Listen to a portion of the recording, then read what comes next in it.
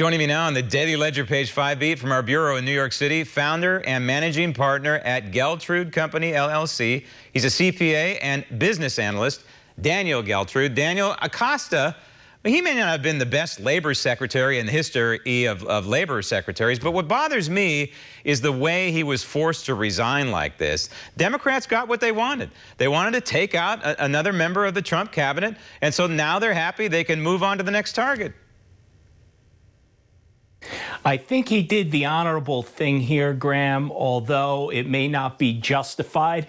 I think his assessment of the mainstream media is never going to get off this until he was ultimately going to resign. And it's a shame, but that's how things work out. And I think that what the Trump administration has accomplished from an economic standpoint is really unparalleled. And I think Acosta has to take some credit for that related to what's happened in the Labor Department. Yeah, and the president's right. And he's right. When Acosta comes out there and says, hey, I don't see any reporting on these good things that are happening. We only want to hear the salacious stuff, at least that's to the mainstream media. The economy is doing well, although there are some warning signs out there for the future. Not necessarily because of the Trump policies, but because of overall negligence on the part of Congress and prior administrations, all glommed together, that create a really difficult situation potentially in the near future. I'm talking about the debt, and I'm talking about the unfunded liability, but I'm also talking about the current budget deficit, which increased over the last, 9 months. The good news is revenues increased to the Department of Treasury, 2.6%? The bad news is spending increased more than double that, 6.6%. We can't keep operating like this. No, we can't, Graham. And it really comes down to this.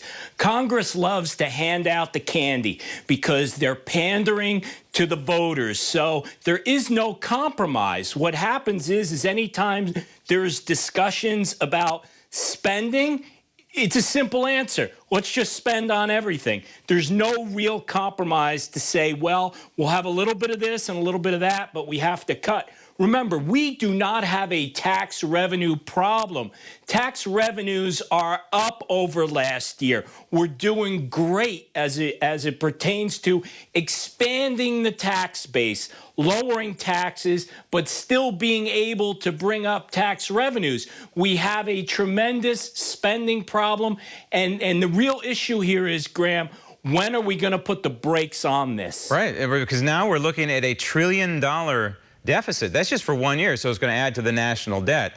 You're right. Washington, D.C. Doesn't have a revenue problem and has a spending problem. And if you did this in the private sector, in your company, Daniel, you would either be bankrupt or you'd be in jail. But for some reason, these temporary politicians get away with fiscal murder. Daniel, thank you. Coming up next.